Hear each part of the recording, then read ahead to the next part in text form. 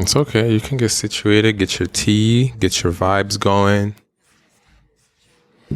What kind of tea are you drinking? I'm drinking mint tea right now. Is that the new one that I got today? Yeah, from TJ's. This is the ultimate cozy setup right now. You can just say Trader Joe's. It's fine. Trader Joe's, TJ's. I feel like if you say TJ's. Wait, that's the Moroccan? If you know, you know. That's the Moroccan? Moroccan mint. Moroccan mint.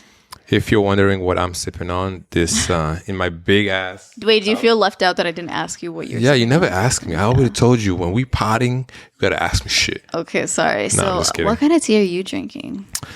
Hibiscus. Hibiscus rose. It's either and berries, actually.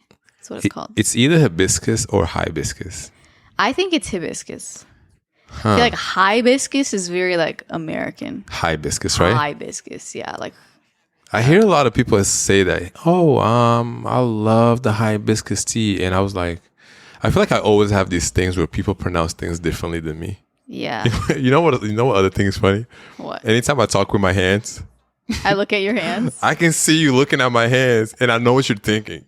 Actually, this time I wasn't thinking about anything. Because like, let's say, for example, right? I'm talking and I just go like this, and it was crazy. And I can tell that you're looking at my hands, Because right? you're also moving your hands. What do you want me to do?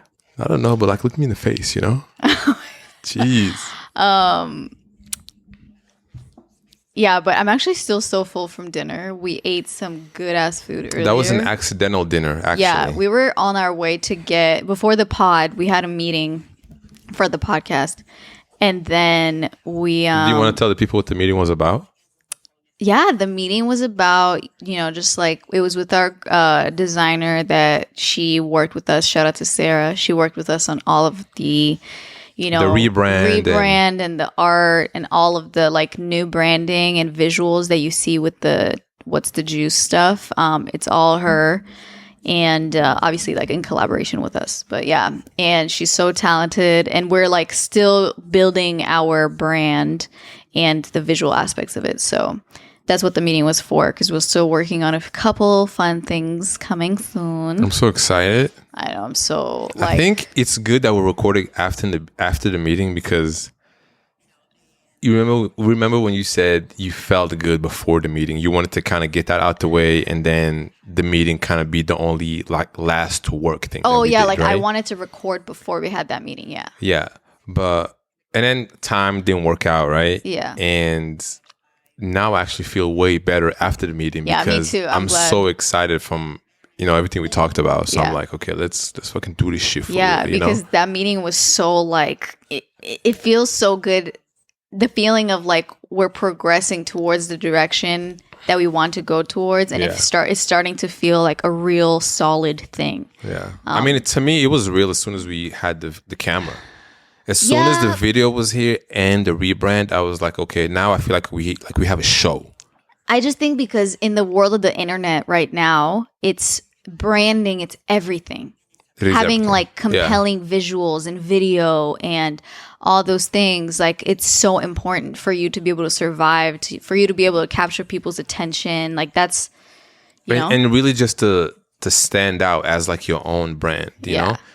I feel like everybody should, like, if you're a creative artist, or if you're just any kind of person who does anything creatively, I think it's really important to like look at yourself as a brand versus I'm a photographer, I'm a podcaster. Yes, you are, but you can also be your own brand and do so much more than just that. And I also think the idea of like a brand has changed, where a lot of people I can hear now, like on the internet, but also like people that I talk to in person in real life, saying things like, "Oh, I'm going through a personal rebrand," and in a sense, it's because everyone kind of has a personal rebrand. Yeah, it's like I'm rebranding myself. It's a thing that people are saying. And I never heard anybody say that. Well, I've heard people in the industry.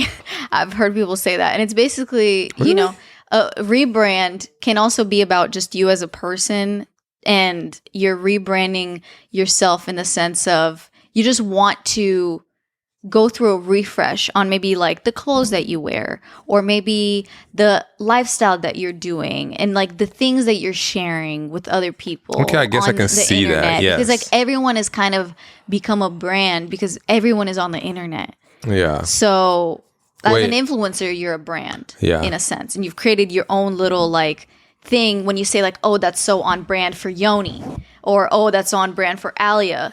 Like it's a specific thing that isn't the traditional brand idea that we used to have before. Yeah, I get what you're saying. Yeah. Are you sure we're recording? Are you sure the camera is recording? We might have to do this every time, huh? Yeah, please just go check. It's just my biggest nightmare to like record a whole episode and then we're good. And then like at the end figured out that we actually didn't record anything. I don't know why for some reason I feel like there's gonna come a time or one like time we record that will happen. I feel like that happens to a lot of people who have podcasts. I'm sure. That work by themselves, yeah. A lot of bigger podcasts, actually, no. They have other people in the room. Yeah. Oh yeah, exactly. I mean, this is like a whole someone team. is watching all the levels and the this and the that. Yeah. But I want to share with people that yesterday evening was the coziest evening or day I've ever had in my entire life, I would say. It was like the most perfect cozy evening of my life. It was. And I want to walk people through it. Okay. Because just thinking about it is like I want to repeat, like I want to recreate that exact moment because I'm always trying to achieve that. We'll exactly. This is. I feel like that's the exact night, the one that we had last night, that we always wanted to like have or try to get. Yeah. We never got quite to that though.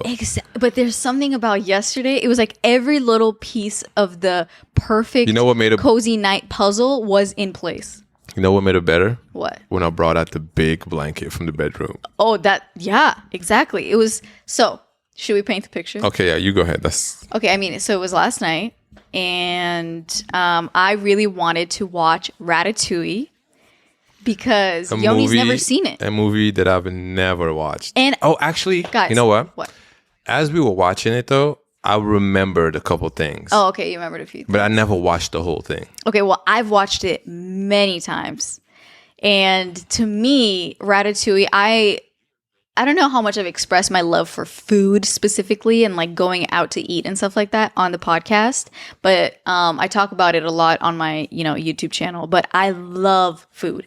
Anything that has to do with food, but not just like eating it and cooking it. I love like the culture around like making food and restaurants and restaurant culture and like behind, like back of the house restaurant chef drama shit that's happening in the back, the kitchen, like the strictness and the respect and the hierarchy and like the good and the bad and all that stuff, and how it's like such a hard industry but it's so gorgeous and you're like painting a picture through flavor. Like it's a beautiful world. I love all of it. And any movie that has to do with some kind of chef or behind the scenes or restaurant culture, anything like that, I just love. And also Ratatouille is just like an incredible movie, animated movie. It's just so good. It is really good. I mean, we laughed so hard. I never laughed that much actually. At an animated movie? It was like a genuine laughing. It wasn't hilarious. like... And I don't think I've ever laughed at those parts as much as I did when we were watching it together. I think seeing how funny you found it made me realize how funny it was. Yeah.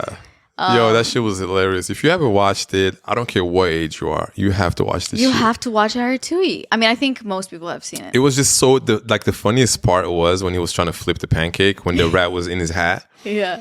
And he kept on, so the way, if you haven't watched it, he pulls his hair whenever he wants him to do something, right? So he kept on trying to make him like flip this pancake that he was making. Yeah. And he wasn't flipping it. Because he was like flipping it a little bit. No, when you flip it, it's when it actually... He was like lifting it a little bit. And then the rat kept pulling the hair. It's funny. He pulled it so hard at one point that the guy like fully threw the pancake out of the window. I mean, it's funnier if you watch it, obviously.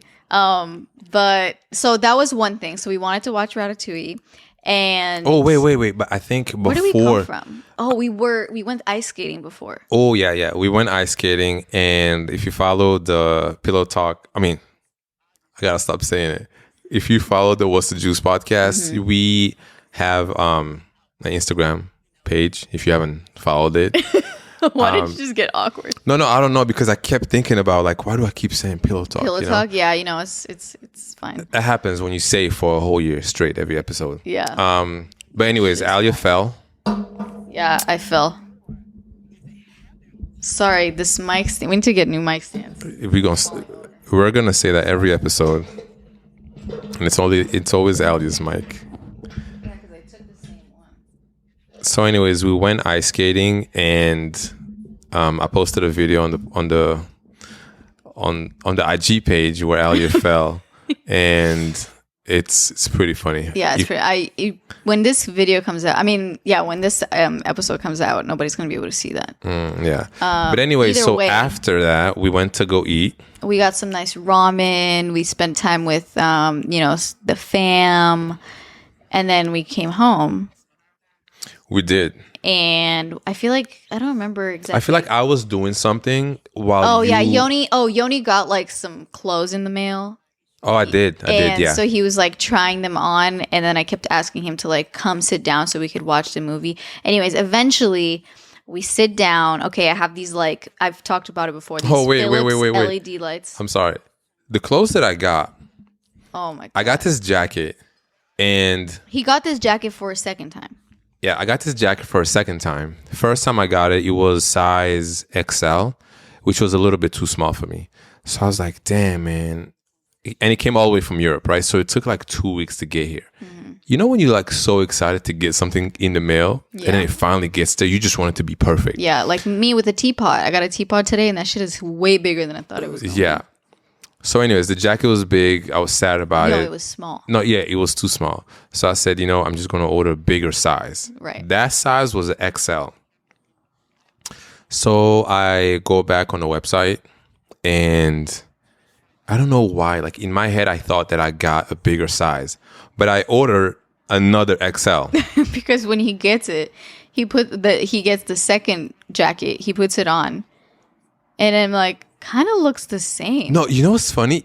I was so sure that you got a bigger size. A bigger size. So when I got the new one 2 days ago or yesterday, right? Yeah. I was just in my head.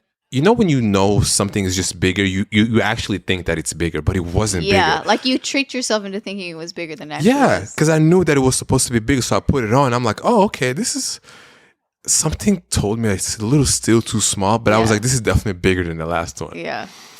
So anyways, and then I kind of checked the size, and it was XL. So he bought the same jacket twice. So I bought the same jacket twice. I mean, good thing you got to return that shit tomorrow.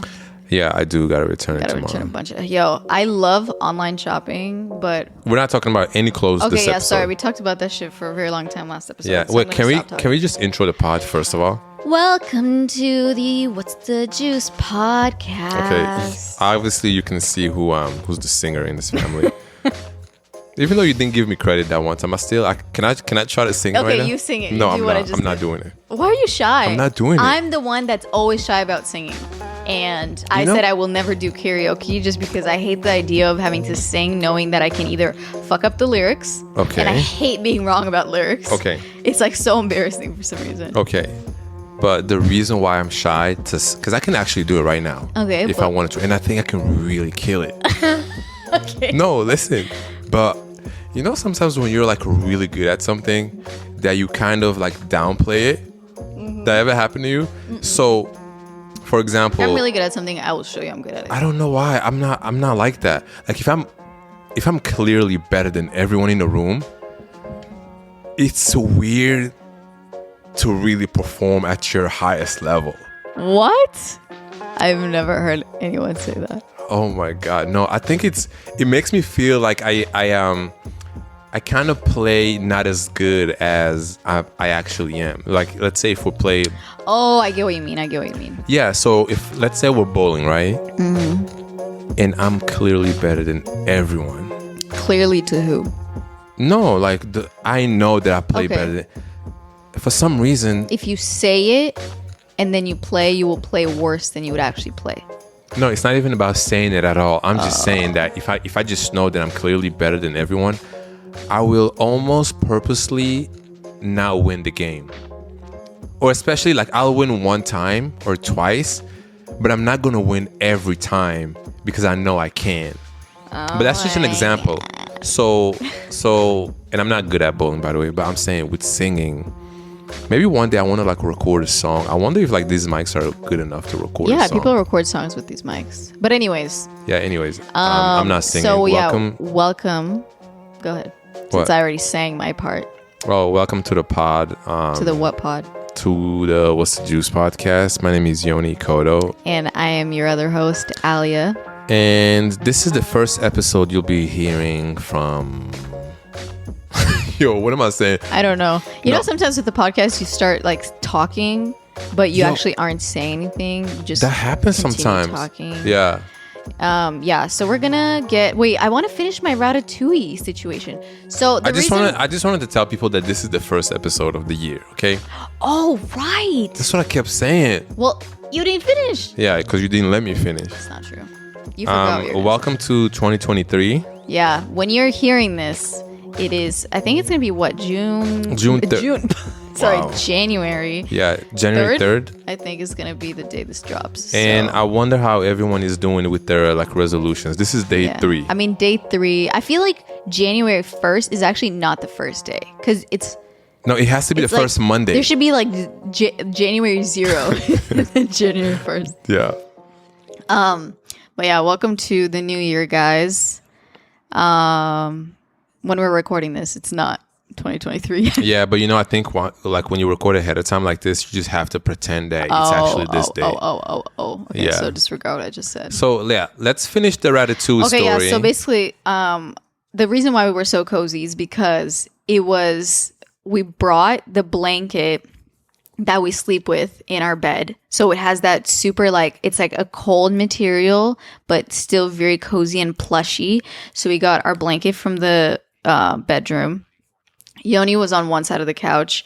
I was on the other side of the couch. We put the movie on. I also, as I was saying earlier, have these Philips HD, LAD, LD, whatever the fuck. LED. So, LED lights. And then you change the color of them. So I made it in this like purpley blue color. And it was very nice. That shit was crazy. It was so nice. And then we had some nice like drinks. Not alcoholic drinks, just regular like poppy shit. And then... No, whenever you drink poppy, you have to put it in a glass, in a wine glass. Okay. You're stealing that from me because I did that yesterday. I'm the first one who did it in this house. That is not true. Yeah, it is. No, it's not true. Really? I've never seen you put it in the wine glass. I feel like I did it and then you saw it and just decided to copy me for some reason. Yoni always thinks I'm copying him. Anyways. That's interesting. So, yeah, it was just super cozy. And to top everything off, it was also raining outside. And we opened the window a little bit and you could hear the rain outside. And it had a nice cold breeze, but we were all super like warm and cozy. I thought it was going to be way colder, but it actually wasn't cold at all. It was perfect. Yeah. It was the perfect temperature. It had like a little bit of a breeze. And then we were watching the movie and the movie was so cute and so full. And also I have a whole theory about the movie. I'm not going to get into it right now, but I was just realizing how like watching children's movies as an adult, there's a lot of deeper meaning in there than like you would think there is. But as a kid, you don't realize it because you don't know so much about the world in general. Oh yeah, as a kid, you're just watching it and you think that it's just fun kid movie. But as you get older, you start to realize, like I was like, they make these movies where someone obviously like it's grown. An adult made it also. Yeah, exactly. So they're not just making. It's not like a kid making a kid's movie. Yeah. It's adults making movies for children. But somehow, when I was watching Ratatouille, I was like, this is low-key a metaphor for like just our society and the way that there's like, you know, people coming from like hard pasts and like they're trying to get into like an industry. And then, you know, just the fact that like all the people that were in the movie, like all the humans were mostly white. And then, I don't know, it was like, I'm not going to get all into it right now, but you should watch it. And then when you watch it, you might realize what I'm trying to say. And I wonder if there's a theory about that on the internet. I'm sure someone on YouTube made, those people that make YouTube videos and they break down like movies and shows and shit like that. And they tell you like some deep meaning shit. And I feel like a lot of other movies, I feel like shit like that always makes me want to go back to the movie and watch them again. Yeah, like now I want to go back to other older movies, like maybe like Little Mermaid or things like that actually talk about the world and society in a larger view than what I conceptualized when I was younger and actually watched the movie as a kid. Because I didn't have the reference to see the metaphor for real life. Yeah. So yeah, maybe we should just do that like tomorrow night. On New Year's Eve. On New Year's Eve. Yeah, at this moment, we still don't have plans for the New Year. And I think... For New Year's Eve, not for the New Year. Yeah, for New Year's... I mean, New Year's Eve, New Year's, like, it's the same shit. Okay. We might really just stay home and just, like, relax and not do anything. There's something really dope about going to bed, like, hell I'm this close to wanting to go hang out with friends, but I'm also this close to just wanting to like, be here and... Yeah. Not really do anything. But anyways, this episode is about... we actually chose a topic to kind of talk about a little bit, and obviously we'll get off topic also. But there's no shame in having a topic. I feel like now it is. I don't know why you feel that way. Because everyone that I talk to on our Instagram is like, turn on the mics and just catch up. Yeah. And I'm just like, okay. Like, that's cool. I love to do that, like, just now. But sometimes, like, we've been caught up. Exactly. Like, we live together, guys. It's kind of hard to constantly have things to, like, catch up on. Unless we just don't talk to each other all day. Yeah, which is really hard. Yeah, and I don't think it's healthy for the relationship. Yeah. So, I've actually wanted to talk about this for a long time. But I wanted to get a little bit more time under my belt working at a full-time job in order to make this episode, because we want to provide like as much of a variation in perspective as possible, because we never want to make anyone feel like this is super biased or is very opinionated. Or are you good? You're like... Oh, sorry. I just wanted to, I just had to take the pillow out of here. Oh, okay. Because I know people in the past have been like, oh, but that's like so one-sided, or that's so... Wait, who said it's one-sided? Like generalizing this and that. I don't know. Just like people that have like given us feedback about the podcast. I think that's like super fair to say, and I love when people give us feedback, but I also want to remind people that this is like our podcast and there's no way we can touch on every single person's perspective. And there's no way that everyone is just going to agree with everything we say. Yeah. And like my impression of something, it might seem generalizing because that's my impression of a specific group of people, Yeah. And also too, like, we shouldn't try to please everyone or make sure that everyone is covered, or we're not necessarily like hurting anyone by the things that we're saying. Wait, we shouldn't worry about that? It's so funny that like I get distracted by you looking at my hand when I talk. I wasn't looking at your hand. No, I can see your eyes kind of just going like this. Like anytime I move, I'm just like, yo, you just... Okay, I just won't look at you. No, it's fine. It's fine. So... You can't please everyone. When you have a platform, when you do YouTube or a podcast, you shouldn't record and then just think, all right, how do I not offend? Obviously, you never want to offend people. I don't even mean that necessarily. It's just people have just given us feedback about disagreeing, which is fine. Like, I actually don't mind people disagreeing. It's more if people feel like we're not being inclusive enough, or like we're generalizing too much. So anyways, because I feel like in this specific topic, we're going to be talking about something that everyone is experiencing, which is like having a job and different kinds of jobs and working a 9-to-5. And I just want to preface by saying we both have our own experiences of both being self-employed and working a, 9-to-5 style of job, even full-time or part-time, and what that's like. So these are our own experiences. So whenever we do talk about it, just know that if you have a different experience, we're not ignoring it. We just don't also, I feel like we shouldn't try to talk for someone else's experience that we don't know about. Yeah. I think it's just, I think my main idea is working for someone versus working for yourself. A lot of people say that, working for yourself is, so great, which it is. I agree with that. But the only thing, and I don't know if I'm like jumping ahead now. No, I mean, but I think that when you're working for yourself, work literally never stops. Yeah. Like if you work at a 9 to 5, you know that after 5 o'clock, I don't have to think about this shit. Yeah. But then working for yourself, you always kind of thinking about what you could do better for your brand or what you could improve on. Like you literally, you really don't have weekends. Unless you just choose to, obviously. I think it's good to take some time off, but I think that I would say that now, like after working full time, 9 to 5, Monday to Friday, working for someone else in that way and giving a whole like company so much of your time. And the work, like, yes, it's like it's your work, but it kind of gets lost because it's like the work that you put for someone else and it becomes like the work of the owner's company and things like that. It's like you don't really own it in the way that you would if like you're your own boss and you're creating something and that is yours. I don't know why. It's a weird feeling that I'm like, I cannot do this for the rest of my life. I cannot do this until I'm 64 or whenever you want to retire. But generally, you work until you're in your 60s. Or 70s. I mean, 60s is pretty young if you... In the US, I think you retire when you're like 65, 68, I don't know, something like that. Mm-mm. Either way, I'm just like, I just got in this shit and I cannot imagine doing this for the rest of my... Like for the next, 40 years? Are you kidding me? Yeah, that's a long time, right? And going from somebody who like I never really did.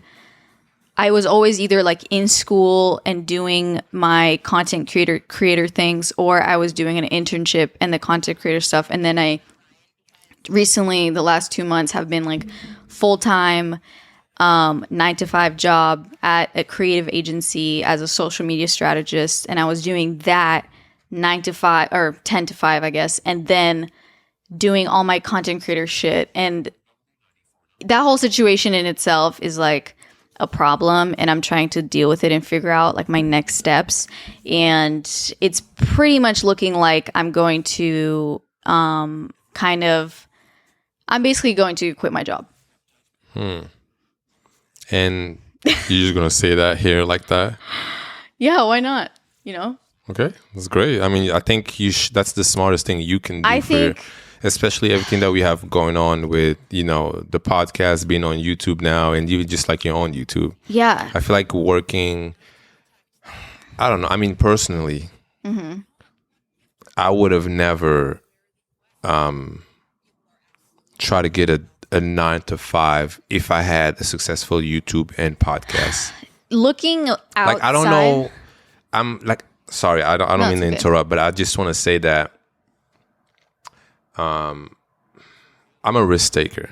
Yeah. So, and I get the whole being safe and, it's a safety net. It's a full job. You never know what's going to happen. For some reason, people think that the internet is just going to vanish one day.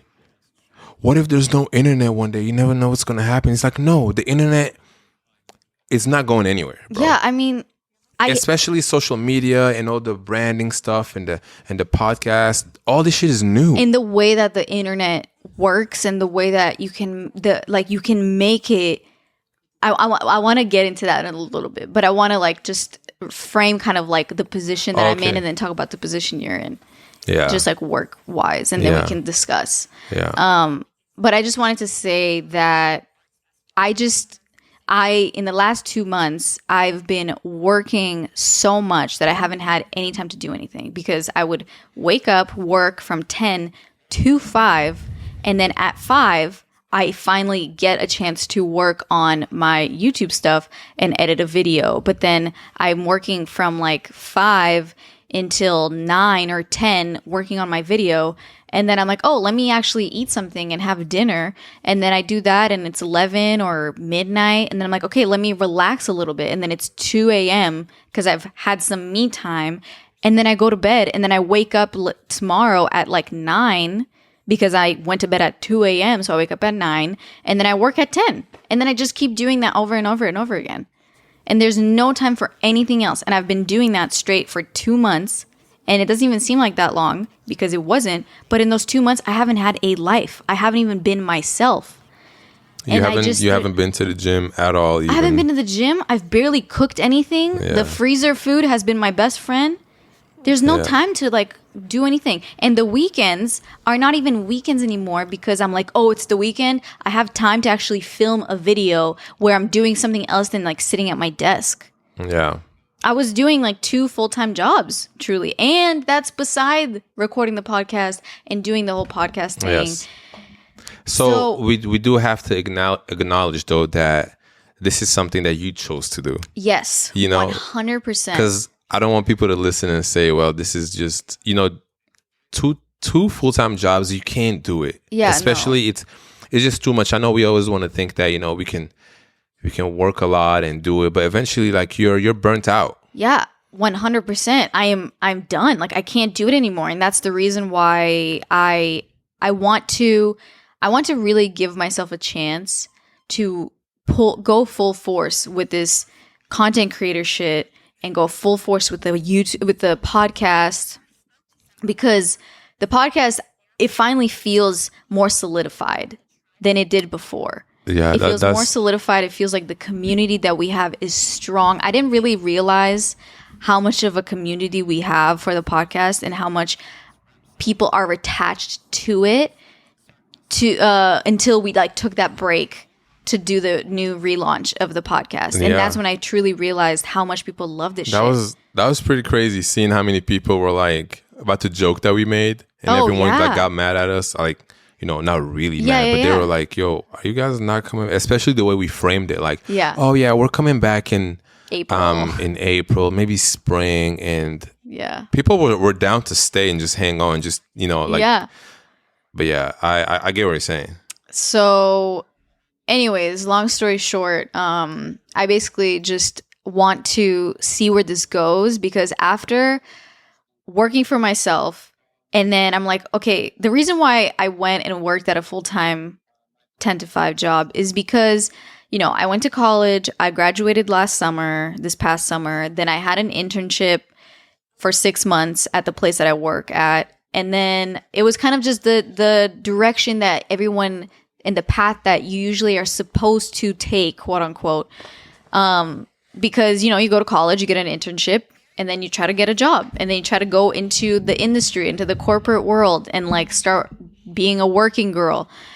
But I think that's not the vibe. I think this is it is the vibe for some people who don't have YouTube or podcast. Yes.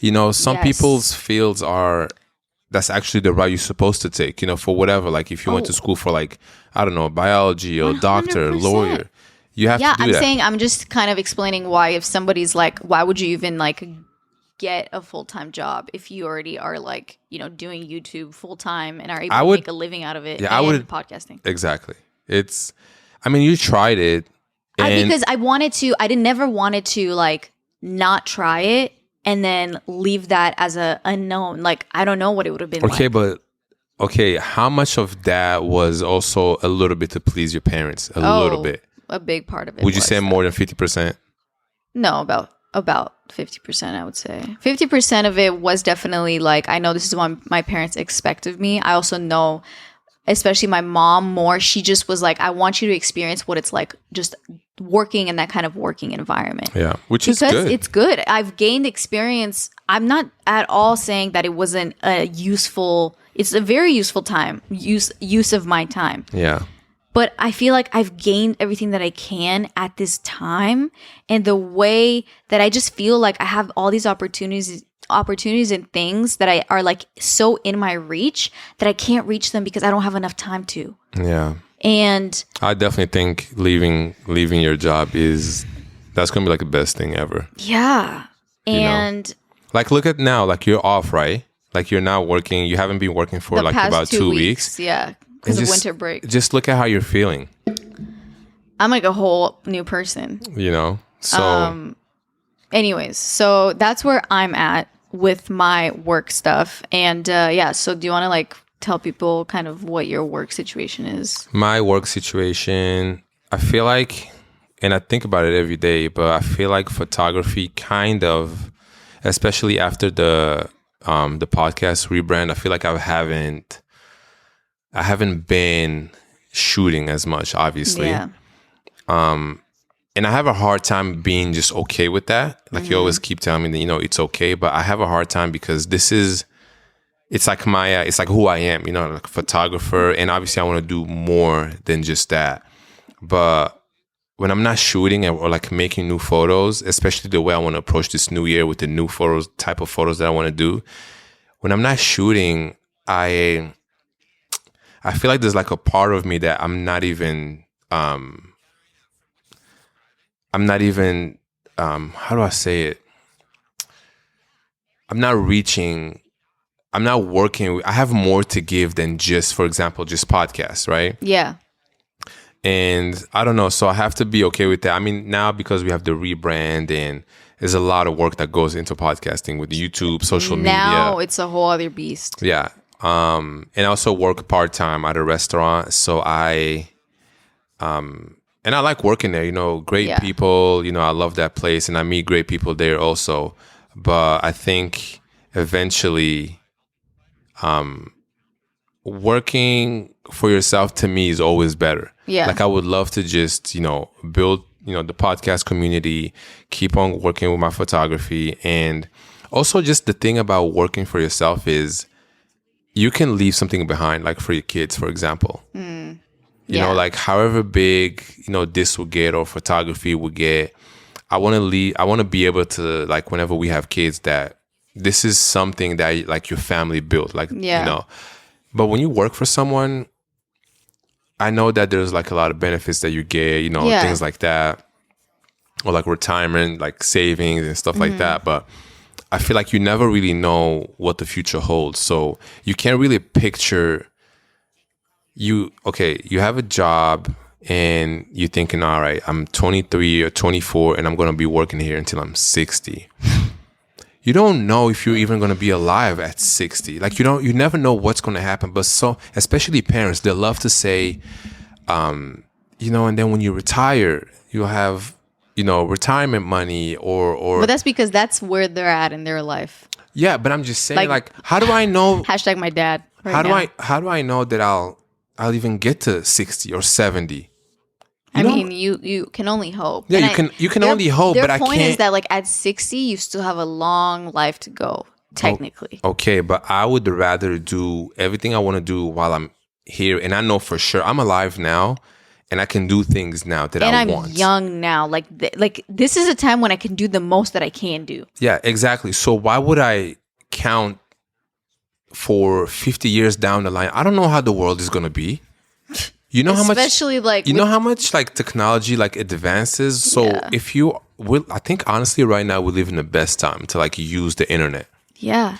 If you don't even have to be like a creative person to make a podcast or a YouTube. You can honestly, if you're into anything.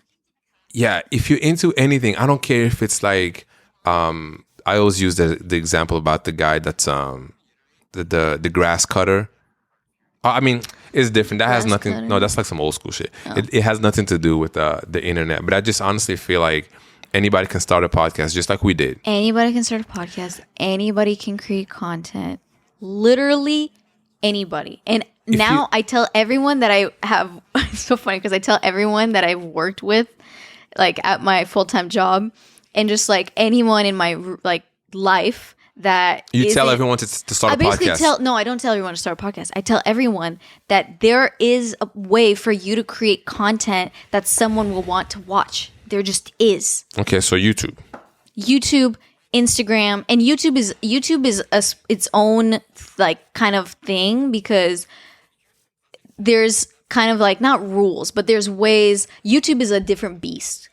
Instagram, I think, is more manageable, more reachable, more like easy to test and see how it goes. YouTube, it's kind of a thing that you have to commit to and it feels bigger. Okay, but I think starting on YouTube is a little bit better than starting on Instagram. Let's say, okay, for example, if you want to be a influencer or a content creator, right? They're both the same things. Content creator just sounds better than influencer. Okay, so you start on Instagram. I just want to paint a picture, right? And then you tell me what you think. You start on Instagram and you're really into fashion and clothes. Yeah. So you start making reels. Mm-hmm. I think right now, this is the best time to make reels. It's the best time ever. Okay, so you can grow your audience there and all that. And now, let's say you want to get on YouTube. Yeah. You know, there's more money there. There's more audience, different platform. Yeah. I think the transition from Instagram to YouTube is a lot harder than YouTube to Instagram. Yes. If you have YouTube, you make content there and it starts to like pick up, people will automatically follow your Instagram because they want to see more of that person. You know what I realized? Once you're attached to a personality, and let's say they make a TikTok account, they make Instagram, Snapchat, they come up with a clothes. They make a clothing line. Or merch.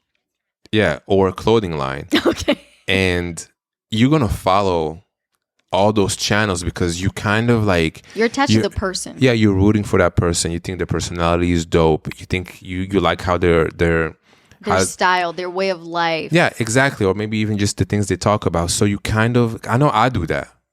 With personalities on the Instagram that I just like. I'm like, oh, they started a new page. Follow that. Yeah. Oh, they have YouTube? Subscribe. I don't even have to see what it is. Oh, really? No, like obviously I know it has to do with something that I'm interested in. Yeah. But I just know that it's because it's that person. It's that person, and I think that, you know, it's inspiring. There's so many people like that. So and wait, I was gonna say something. I forgot. Oh, so yeah, you're totally right. From like Instagram communities to YouTube. On YouTube, they are so loyal.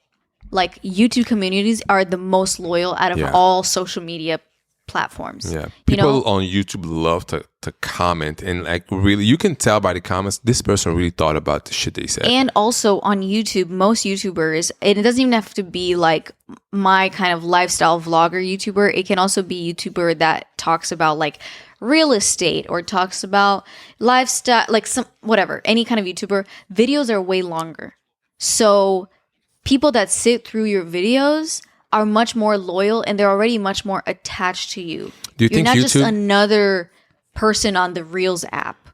Oh, that is true. You know, it's like on YouTube, they really choose to watch your shit. Yeah, I think it's the same. I feel like people on just the podcast platforms like Spotify and Apple Podcasts and all the other ones too. Yeah. If you're really... I think podcast is first as far as like loyalty goes. And then it's YouTube. Because with YouTube, I think the attention span it's hard to get people to sit down for like an hour and a half and watch a whole podcast that episode. Is true. I don't know how many people do that, even like with our stuff, you know? I know when I watch YouTube videos, sometimes I'm like watching and then like I'm also listening. So I like don't necessarily watch it the whole time. Yeah, I guess that's the good thing with podcasts because you don't have to watch it. Yeah. You can also just listen to it if you want. Yeah, especially in the world of like people are constantly trying to multitask and do a bunch of things. Yeah.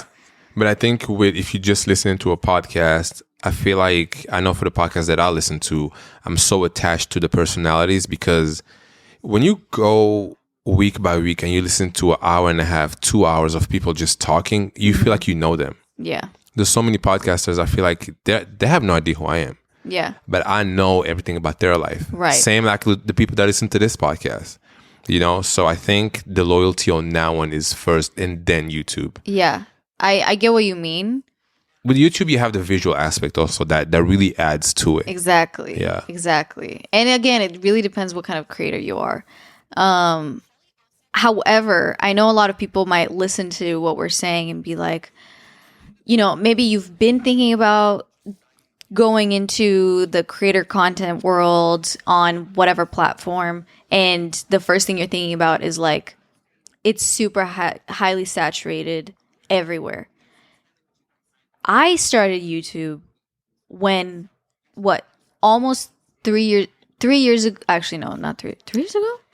It's 2.5 years ago. I started in September of 2019. I think. No, 2020. Whatever. Anyways, I've been doing it for over 2 years, maybe 3 years. And I started YouTube when that shit was already so saturated. Like everything was already there. Everyone was already there. It's been there. It's been like nobody was like becoming YouTubers anymore. Yeah.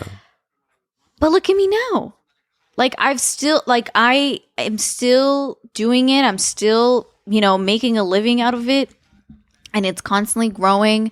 And there's just, I think that like there is always going to be someone out there that's going to want to watch your content. However, you need to clearly look at like what's out there already, what's popular, and try to make your own, have your own take on it, on your lifestyle, on whatever you want to share. But I'm just saying like, okay, if you look on your Instagram Reels right now and you scroll through it, and let's say for me personally, what's on my Reels is very much just a lot of kind of lifestyle people that are, making their coffees, making their teas, doing their skincare, going to the gym, being all cute and aesthetic and all that. There's a lot of people like that. And that's a lot of the content that I get. There's also a lot of the content that I get is like fashion girls that are, putting on outfits and changing and being all cute, all that type of stuff. And then there's funny stuff on my Reels. So everyone has their own algorithms. However, think about how much of the same shit you see, but from different people. I see 5 or 10 different accounts that literally make content that is almost the exact same, in the exact same style. However, they all have hella views. So all I'm trying to say is that there is space for everybody, because my ability to see accounts or to see content is not limited. I can see as much as I want. It's not like one person only has one other person they follow. One person can follow 10, 20, 50, 1,000, 100, a billion people. There's no like capacity of how many people they can follow, how many reels they can view. People are more and more on their phones, which is not great, but I'm just saying that there's always going to be somewhere out there watching you. And if you think you have a good perspective and you think you have a good, like, something you want to share, and if you have a good understanding of like good quality visuals, because obviously the content has to be good, then you should just go for it. Yeah. And that's my rant.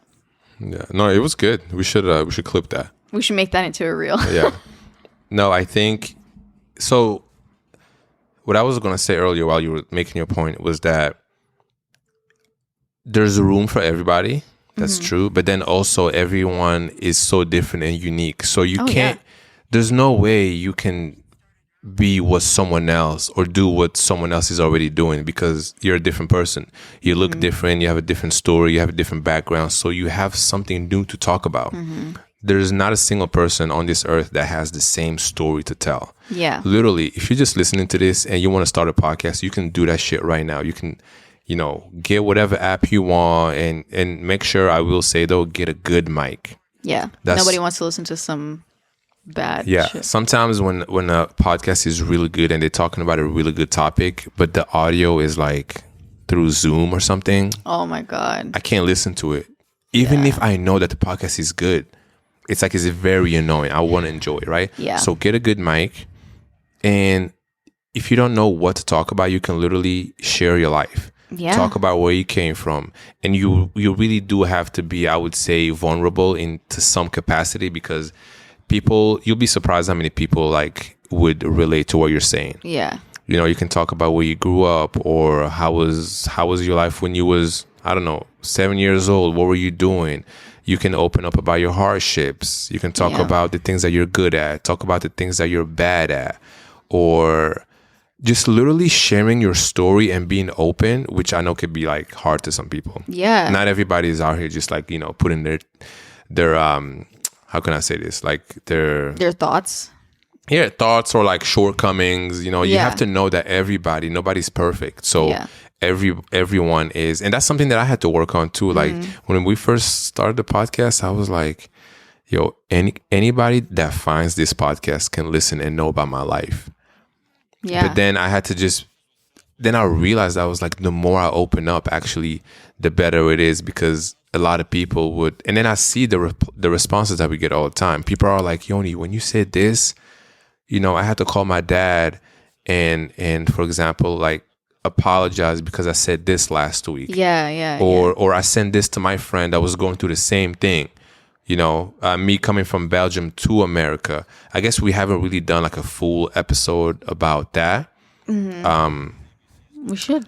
Yeah, we should. But I'm just saying, sharing your story, so many people will relate to what you're saying. So you don't have to think about, you know, I don't know what to talk about, or I don't have a hobby. You know what I mean? Yeah. And so it's a lot easier than you think. It's a lot easier, and like, I just think now, especially like on Instagram, the videos on Instagram, on IG, I just literally tell all my friends, like, you guys, everybody has something to share, something that they like, something that they're into. If it's clothes, if it's cooking, if it's coffee, if it's riding your bike, if it's your daily routine and riding lifestyle. Your bike.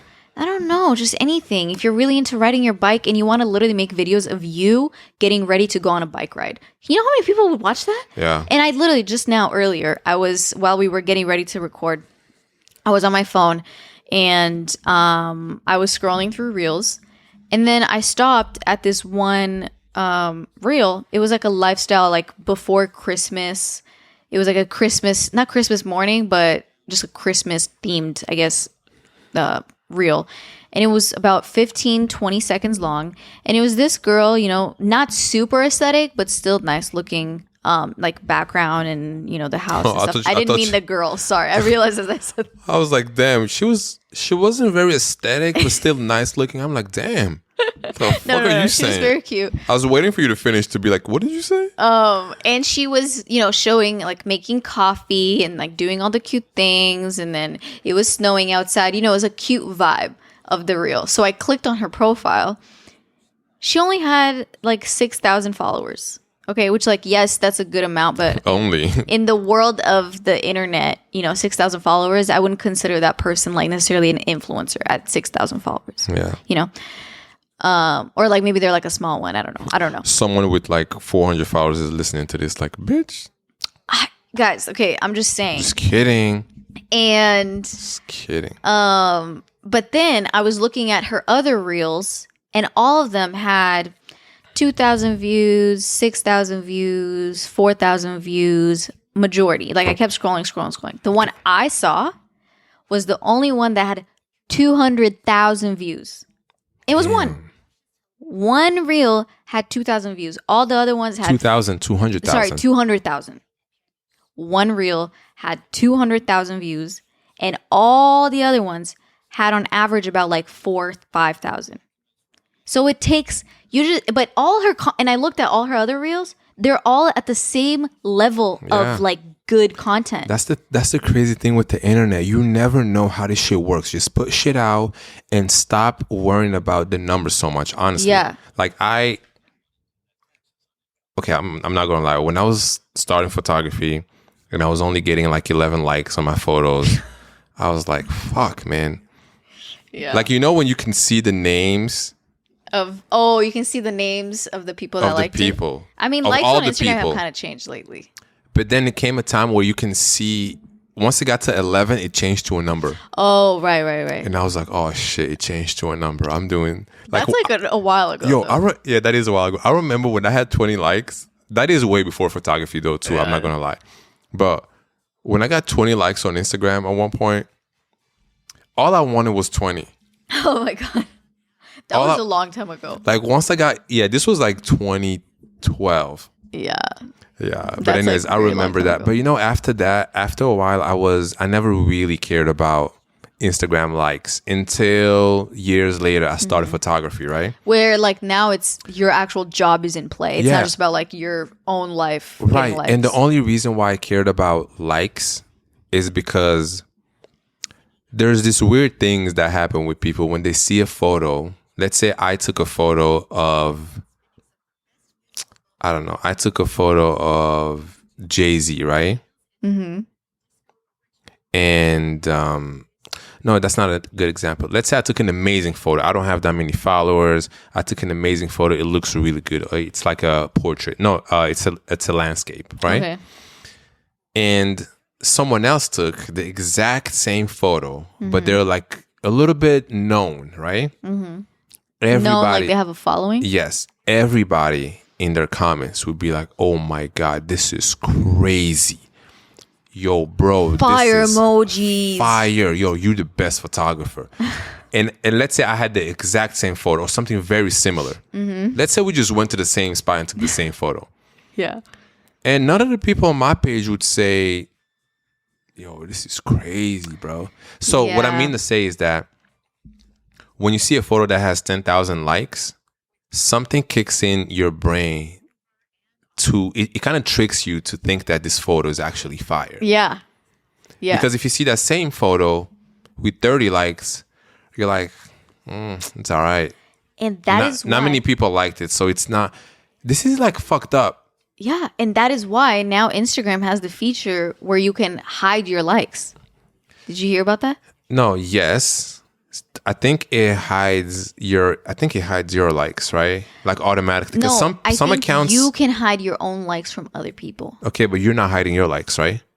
I didn't know this was an option. No, wait, you can there's an option you can choose to hide your own likes, but you can see them obviously. You can see them, but no one else can see them. Yeah. When I go on your page, can you see my likes?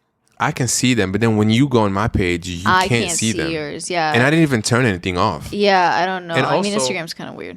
And also, I get why it's beneficial for people because then that exact example. Yeah, because then people are looking at photos and they have like the same point of reference. It's just like, okay, this is just it's either fire or not good, you know? Even for Reels, they took that away from Reels. Took what? Likes. You actually can't see how many likes. You can only see likes. I see likes. I'm telling you right now. Maybe you need to update your shit then. Okay, I see all the likes. Okay, well, I don't see likes on Reels anymore. You only see comments, and if you want to see how many plays the thing has, you have to click on likes. It's weird, and then you see how many views or plays it has. And it's crazy because I realized how much I was letting the little likes number affect my impression of that reel before I even watched it. So I would be scrolling and then I would land on a reel that maybe caught my attention, but then immediately look at how many likes. And if it had like 5 or 10 likes, I would scroll. I'm like, oh, clearly this is not a good reel. What? Yeah. Tell me right now, guys, whoever is watching, DM me and tell me if you also were doing this, because maybe I'm just like a bad person and did that. That's not. I don't know why I did that. If I enjoy if I enjoy a reel, I'm just gonna think it's fire, and I'm just gonna. Okay, I'm actually gonna appreciate what it is. I'm not gonna look at. But I get what you're saying, because my eyes do go to that corner. Yeah, they do, right? And just because you always wonder, I wonder how many views this get. I wonder how many likes this got. Yeah. It kind of like, it's like a verification of whether or not this has like made its rounds through the internet and been like approved by the internet. Yo, this is so fucked up. It's crazy. So it's a great thing that because now sometimes I'm scrolling and I, stop on a specific one and I'm like, oh, this is some good shit. And then I go and press to see, I'm like, I wonder how many views this has. And the views might not be like that high. So I'm like, that's really good that the likes aren't there, because if the likes were there, maybe some people would have scrolled away thinking like, this is not that good. Personally, I think it's stupid. I don't necessarily click away. Yeah. I don't know why. Like, I don't know. But I feel like, I don't know. Let us know in the comments how do you feel about. I don't think. Oh wait, I never finished the photography likes thing that I wanted to say. Oh. Like, I'm just saying, if I know that if I post a photo and I know that it's a great photo and I like it, I'm going to be honest. Wait, let me finish this point. I'm just going to leave it. I'm not going to obviously delete it or anything like that. Like, if it gets a lot of likes, great. I feel appreciated. If it doesn't. It's kind of like it doesn't feel great, but you're not going to delete it. Nah, it doesn't feel bad anymore to me. If it doesn't get a lot of likes, I'm just like, Okay, like you guys don't know. I don't know. But what I was going to say is that when I first started, and I just wanted to get so many likes. Like, I've never said this. Like, I wanted to get, if I didn't get a lot of likes, I would delete the photo. I know, I remember. Because when we met, it was like the internet was at that time. Like, reels weren't a thing. And this is me really trying. And this is when I was doing photography full time. Yeah. You know, I was just shooting every month. I was like, okay, I know this how much my rent is. And this how many shoots I have to do at whatever rate I had at the time. Yeah. To get my, you know, to pay rent and be able to eat. And I did that for 3 years. Yeah. You know, like that. But what I was going to say is that I remember posting a photo and like going to take a shower or like going to the gym or something. To like not see it and let it like sit there. Yeah, you let it breathe a little bit, yeah, right? it's like that kind of like when you text, when you send a risky text, you kind of put your phone away and like leave it. Like you don't. You're not on your phone. When I send this a risky text, I go for a walk. I go for a walk. Yeah, exactly. I go do laundry. I go eat. I go to sleep. But anyways, so I remember giving a photo an hour, and if within an hour, I didn't get a specific like number that felt good. A number that felt good for me was like 50. I remember 50 being a thing for me. Like if I got like 60, I'm like, fuck yeah, this shit is staying on the page. But if I got like 30, if I got 30 in an hour, I would do the math. Like that means in 10 minutes, I only got like 2 likes. It's like, it wasn't great. If you got like 15. If I got 15, this is immediately deleted. Oh yeah, no question. And I don't know, man. This wasn't, and I hate to admit it. But was it about actually the people liking it, or was it about how it looks to other people when they see it and see that this photo has that many likes and how that looks on you? Oh, wait. Wow. This is like... You know what I mean? I know what you mean, but please say that one more time. So like, okay, for example, right now, our content that we're putting on YouTube, in comparison to, let's say, Instagram, it doesn't have as many views. Okay. We also just started the YouTube page last week. Yes, but I'm just putting it into perspective. So for me, the YouTube is a little bit like the numbers that we have on it are slightly like, they make me feel like our podcast doesn't look good. You don't look at the numbers. You guys, Alia does not. I don't look at the numbers. Ever since we started the YouTube page, Alia has not been on the analytics page at all. Because I don't want to see the numbers because I get 2 in my head. And we're doing great. We just started the podcast. We have subscribers. They're coming in every day. Started podcast on YouTube. Yeah, on YouTube. And I don't know. And it's a process. There's comments on each video. We only have this. This will be the 3rd video. I'm happy. This is a process. You just started the page. I know. You know how long people post on YouTube? But we also had I just think, I don't know. I just feel like it's just in my head. It's not a big deal. But also, just for this example. Okay. Just for this example, I just mean like, it's not so much how many views we're actually getting on the Instagram, on the YouTube stuff. It's more like how it looks to other people, how those views look to other people. Why do you care about that? Who cares? I don't. And who are those people? I don't know. Like maybe people that know me and that they don't like. People that know you. That know me and judge me for like what I'm doing, and then they go see it and they're like, haha, see, like this is not even working well or some shit. I don't know. You think about that? Like a little bit. Like people that know me in real life, you know? You know, when I first, so I want to finish. What was I saying before that? So basically my question to you is, when you weren't getting those 50 likes or above, that time was... That was back in the day. When you weren't getting those 50 likes, was it actually what bothered you? Was it the fact that people weren't actually liking the photo? Or was it that the way that it looked to other people, that you only have that many likes? It was both. Bothered you? It was both. Because for me, I would say... Wait, I didn't even answer. Oh, sorry. For me, I think it was both, but definitely more that people were just were just not liking my photo, and I really? And I knew that. Yeah, I don't necessarily care about what other people, how it looks because I'm doing something. I'm trying to do something. Interesting. So those people you're talking about to me don't matter, because what are they doing? Okay, I'm putting myself out there. And I remember when I first decided to become a photographer. I remember the day I put photographer in my bio for the first time. Yeah. And right before that, it was always Yoni, the basketball player. That's what all my friends, everybody back home knows me as, like, because I was playing basketball. That was my thing. I wanted to, make it to the NBA, all that shit, right? Mm-hmm. But then you come to an age where you realize, okay, it's probably not for me, which was fine. Yeah. Obviously, I knew like my chances weren't like, but I tried. That's the whole reason why I even came to the US. But photography came out of nowhere, and so now when I wasn't getting back to the likes, right? When I wasn't, because when I decide to do something, I really want to do it and like be one of the best. Yeah. I don't care necessarily if I'm the best. Yeah. Because who's to say? There's so many great people out there. I get inspiration from everybody. But so when I wasn't getting those 50 likes, I was like, damn, man. But I really like this photo, man. I don't know why. Sometimes I would leave it for 2 hours. Like maybe I would calculate like, okay, people are off work now. They're probably having dinner right now.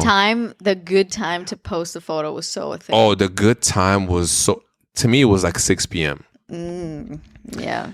People are off work. They're just grabbing dinner. I used to think about that shit. Like, I used to just want to picture in my head, why are not people liking it? Is everybody busy? It's really interesting because this shit is fire. That, like, but wait, 1 second. Oh. So I will say though, looking back at the photos, those photos were not amazing. No, okay. Okay. So now just thinking back, I get it. But also like But I was just starting and I was hungry and I was like, damn, man, nobody. But now looking back at some of those photos, I was like, yo. I get why people didn't like it. I would not like that shit today. I mean, that's a good... That's a good what? I don't know what I was going to say. But I was going to say earlier. It's so interesting. I used to be so hurt by that. It's just interesting because I would think that it's not so much because I know that like I personally, when I'm like scrolling through Instagram or whatever, I don't actively like shit. You don't like anything. It's not that I don't like it. There's a lot of content I see, but I forget that liking it, like double tapping or whatever, it's a thing. I like everything. What I do, and I feel like likes also for the algorithm don't count that much anymore. What counts more is like views. Likes and do add also up. Like saves and like shares. I think those count more. Because you liking something is way less valuable than you sending that content to your friend or saving it for yourself to be able to reference later. That shows to Instagram like, oh, damn, they want that content or they like that enough to send it to their friends. Like, I think that counts way more than just double tapping. If I send something to my friend, most of the time I already liked it. I'm that like Instagram user. Yeah, like all the people that I follow, most of the time I like their content, whether it's a designer, other photographers, models. You mean actively like it, like double tap it? Yeah, exactly. Yeah.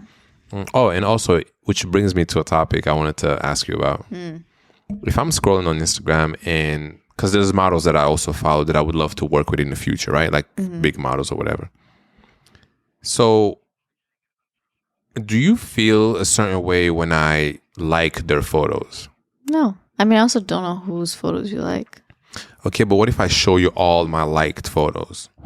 And for example, I liked someone who has it's like a very voluptuous woman. Yeah, exactly. That's cool. I know so many people that listen to this right now, for example, they would be like, I would never let my boyfriend like other girls' photos on Instagram. I don't care. But I always wonder in my head, what do you think a like is going to do? If your boyfriend likes another girl's photo, what do you think? Well, the girl's argument, it's always, why does he have to like it? But it's like... Which is valid. No, it's valid. Okay, yeah, why does he have to like it? But also, why does that bother you so much? No, but why do you... Like, I like... a lot of girls' photos that I follow. Okay, that doesn't. I don't know why for some reason to me that's such an unvaluable thing because you, for example, you like everything on Instagram. Okay. Like you actively are like double tapping on like everything. I'm a liker. Yeah, exactly. I, for one, am not. I'm not a person that like I'm scrolling through Instagram. It's not even like I love a lot of the content that I see, but if anything, I'll save it rather than like it because I actually forget to like it. And also, after you like it, it's kind of gone. Like you don't see it again. That's what I'm saying. Like to me, if I really like some shit, I'll like save it into my, if it's maybe like an outfit or a recipe or whatever it is. Oh, you have those albums, those I don't. It's all just mismatched. Oh, you gotta separate it. Yes. Yeah. Too late. It becomes like Pinterest, low key a little bit. Yeah. But okay. yeah. So like if you like it, just knowing, and I don't know. I just don't really care.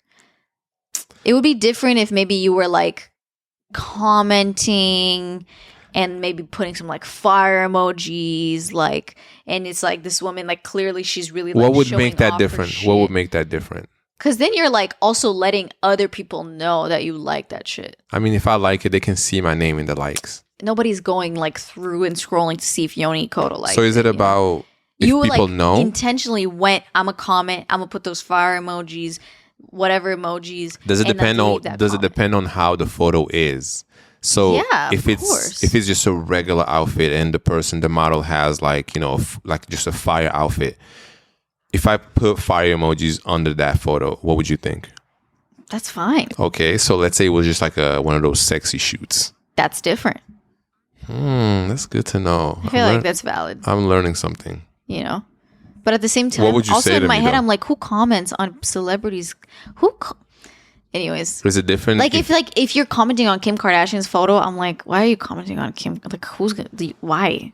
Yeah, that's weird. I mean, I don't know if you do not that. It's weird, but in my head, I'm like, no, she's not gonna see that, and the amount of comments that are on those photos is just that to me is like, I don't even care. Like, go ahead and comment, but also, why are you commenting on Kim Kardashian's photo or any like big celebrity like that? Yeah. Is it different for you if it's a celebrity versus just a regular, maybe like a local model that's, successfully doing her thing? And I'm like, I don't know. I feel like we're getting really like specific. No, and also I just want to say I don't really comment that often. But how would I know? Like, even if you did. You can see it in the comments. What comments? Whose comments? That person's comments. But I don't follow anyone on Instagram anyways. So oh, yeah. I don't see, like, I don't look at who you follow and then if it's a sexy girl, go to her photos and then check each photo to see if you commented on it. That's next level shit. And honestly, I feel like people do that. That's, if people do that, that's their thing. Let's reverse it. Okay. If you, I don't follow anyone on Instagram. Okay, so. but you're on the explore page, and let's say Michael B. Jordan posted one of those. It's always him. One of those Creed photos, right? But that's the thing. I wouldn't like it. And if you liked it, do you know that I wouldn't give a shit. I know you wouldn't, but also I wouldn't like it. And also, even if I like it, it's just a nice picture. It's a nice picture because of the muscles, though. So what? It's a nice picture because of the muscles that he has that I don't have. But why is it automatically that like you don't have? Because it's a reflection of, okay, so my partner likes this photo and he looks this way. Then when I look at myself, I'm like, I don't look like fucking Michael B. Jordan. So does that mean that like you don't like? No, I think we need to give humans more credit. Because we're not so single-minded. We're not so... And also, by the way, what I just said... I know you're just like nitpicking for the sake of the conversation. You're not actually like that. I'm not like that. I don't give a shit who you you can even leave fire emojis on Michael B. Jordan's page right now. You wouldn't even see that shit. Take your phone right now and do that. I don't give a shit. Okay. But I'm just saying. Remember the day when I posted a photo of Rihanna on my story? Reposted a photo of Rihanna that was like a super sexy photo. Yo, I'm sorry. You can be mad if I do that shit for Rihanna. But, okay, hold on a second. Let's paint a picture and tell the people what happened. She posted a photo and it was fire. I'm sorry. Mm-hmm. Everybody liked it. Everybody did. Including myself. Yeah, and I reposted it on my story. And And that's it. I kind of left it there because it's like, wow, this is dope. Look at that, right? Mm-hmm.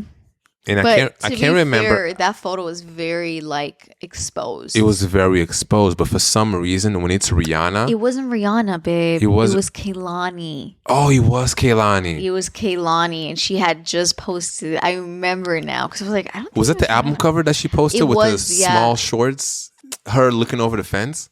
No. There was a different one that she was way more. Yeah, I wouldn't mind if you shared that because that's also very like creatively. Yeah, but like nice. her booty was out. It's not just about the booty though, but the photo that you chose to share was a different one from the same album shoot, and it was much more like sexy lace, like a whole situation. Yeah, you know, and that's the one you posted. Okay, and that one. Did you ask me why I posted it or? Like how did that happen? I don't remember. I remember how it wasn't so much. I didn't.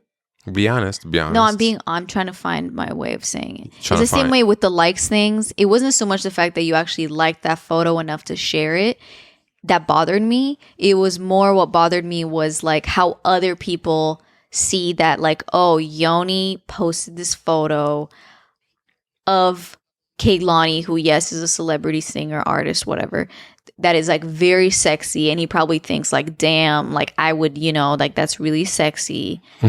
Damn, I would, you know, okay.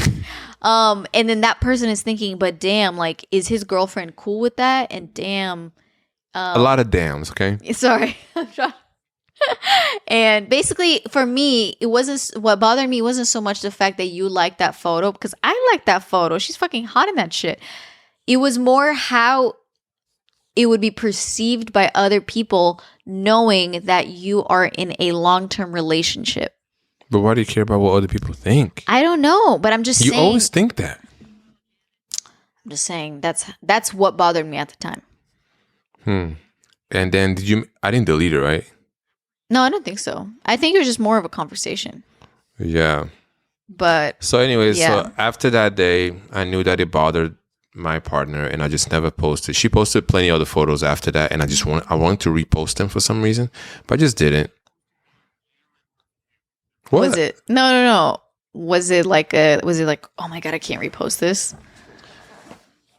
I don't think it's that big of a deal, to be honest. No, it wasn't that big of a deal, but I just remember thinking. And to be fair, that's like the only time I've ever had any issue with anything that you've like done on Instagram, really. Yeah. For example, I've had people that I dated before we started dating. Yeah. And not everyone was very like supportive of like maybe the type of shoots that I would do. And I never even did like sexy shoots like that. I don't like to shoot that stuff. Yeah. Now if I get hired by Kehlani's team to like do something, I mean, I would do that tell shit. you to go do that shit. Yeah, you would tell me to go do that. Yeah.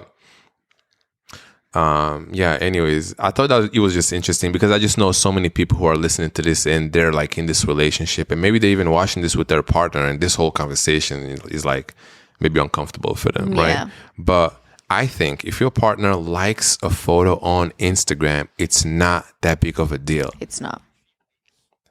Like, what do you think your partner is going to do? Like, is he just going to... It's just a like. And I get the question when they say, yeah, but why do you have to like it? Double tap. And I think this is how Instagram works. It's like a toy. When you're on Instagram... I wonder what bothers this person more, though. Again, it goes back to, I wonder, does it bother them the fact that, like, their partner actually likes that photo, or the fact that other people can see that their partner liked that photo? You can't fault somebody for liking the photo. Yeah, but you can like it without actually liking it. Okay, if Michael B. Jordan posted a photo, I would like that shit. I know, same thing with like... It's a fire photo. He worked out. He worked out. He looks good in that shit. I'm excited to see the new Creed movie that will come out. That's it. I just think the whole liking thing is in a relationship. I feel like you shouldn't really trip about what your partner does on it. It's just a fucking like. It's not real life. He's with you every day. Yep. Especially if he's liking a celebrity's photo. What do you think he's gonna do? Exactly. Fly to Hollywood and just somehow, like, you can't do that. Yeah. I totally agree. But if it's a like of just like another local girl somewhere and she's looking some type, that could be a little different. Even for you. The thing is, I wouldn't know. So you'd rather not know? No. I'm not saying I'd rather not know. I'm just saying, like, even if you were doing that, I wouldn't know. Okay. But I also know. But I don't know. Long story short, likes don't matter, okay? It's a fucking double tap. It's not real. It's Instagram. Yeah. You getting mad at your partner for liking some shit on Instagram. Just think about that. Honestly, I don't know. I feel like we might have like a lot of comments about this topic because someone's going to make a valid point. Okay, I know you're ready to move on. So, what's next? Well, that was a little bit off topic. Okay. So, let's bring it back. One thing I did want to touch on. I forgot what we were talking about. We're talking about 9 to 5 versus self-employed. That's a long time ago. So, one thing I wanted to touch on just about, the 9 to 5 stuff is that I do think being self-employed is painted in a specific way just in our society. And now, like, what means self-employed? A lot of people, because of the way the internet works now, it's like you can make a living off of just creating content on all these platforms, and you can make a good amount of money and live a good life. Yeah. And that's just a fact. Yeah. You can't tell me. No. But however, the point I wanted to make is that it's not necessarily better, because some of the cons to being self-employed in any scenario, but especially I would say, like, if you're a self-employed content creator who does like lifestyle stuff, is that like work never stops. Work never stops because you can constantly be doing stuff. You can constantly be creating content. You can be constantly filming something, taking a photo of something, planning content to shoot for some time. Can I say something? Doing some emails. What? I think you're making a really good point. But I feel like when you are working for yourself and you love the content that you make and you enjoy the process, it's fun. Like all the new stuff that we're doing for the podcast, it's a lot of work. Yes, it takes a lot of time, but it's also so exciting. So it's almost like we just want to work. Yes. We want to make it better. On Sunday, if there's some podcast shit we have to do, I'm doing that shit because it's fun and we're excited about the future for it. Yeah, no. So it's important to just, That's true. But I also think that it becomes harder to separate life from work. I mean, that's just your life now. Work is your life? Yeah. But see, that's not good because that's how you burn out. I'm joking, from all these things. No, I know. You're just being extra. But that's how like work-life balance becomes a little bit tricky because from having an experience now with a 9 to 5 style job, everybody that I work with at 5, their job is done. They're not thinking about it anymore. They're not worried about it anymore. At 5, it's done. Meanwhile, my situation, I was doing that and then doing some other shit. However, meanwhile, like if you work for yourself, there's always more that you can do. There's always something else that you can do all the time. But you know what the good thing about that is? What?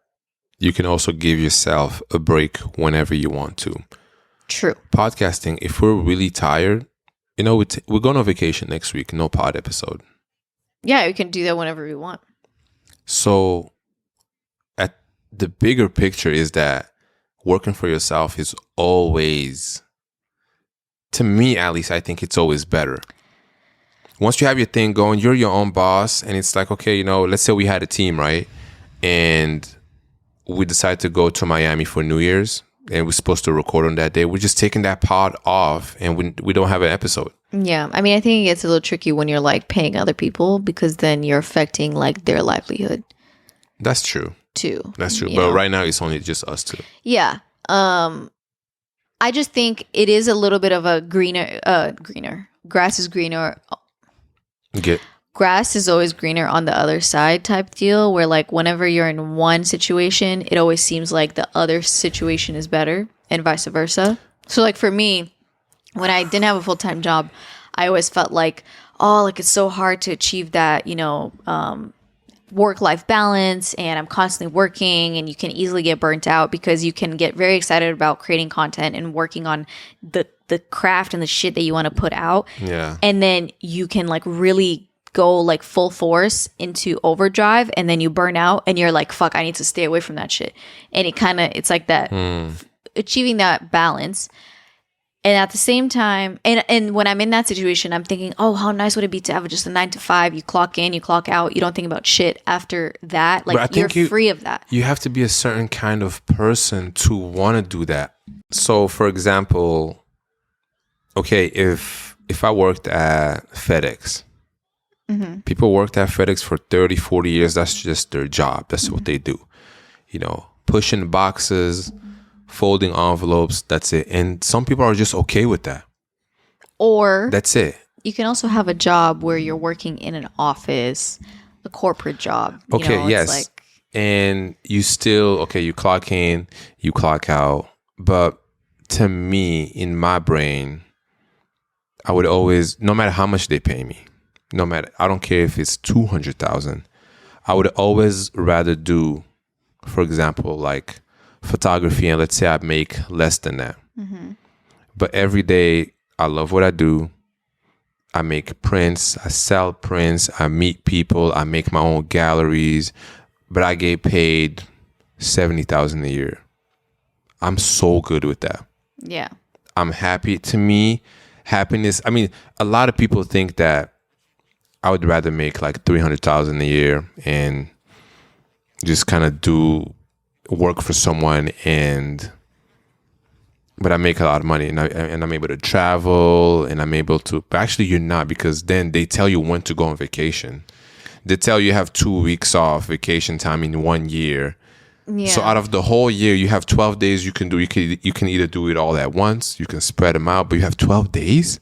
Yeah, I mean, each place is different. Each place is different, but what I mean to say is that I would rather, for example, make less money and do what you love than do what I love. Yeah. Yeah. Sometimes when I talk slow, sometimes is because I'm trying to think about, like, I'm talking and thinking at the same time. I know. So if you're listening, that's annoying. I'm sorry. I'm just a slow talker. Yeah. No, I hear you. And to some people also, it's okay. 9 to 5, that's your shit. And also, everyone figures out their, what they want to do later on in life. Not everybody has the same timeline. Yeah. So you can figure out some shit when you're 18, if you're lucky enough, at 21, 25, 30. I started photography at 25. Yep. Before that, I didn't even think about photography. I was like, I'm about to be a professional basketball player, and that's it. Yep.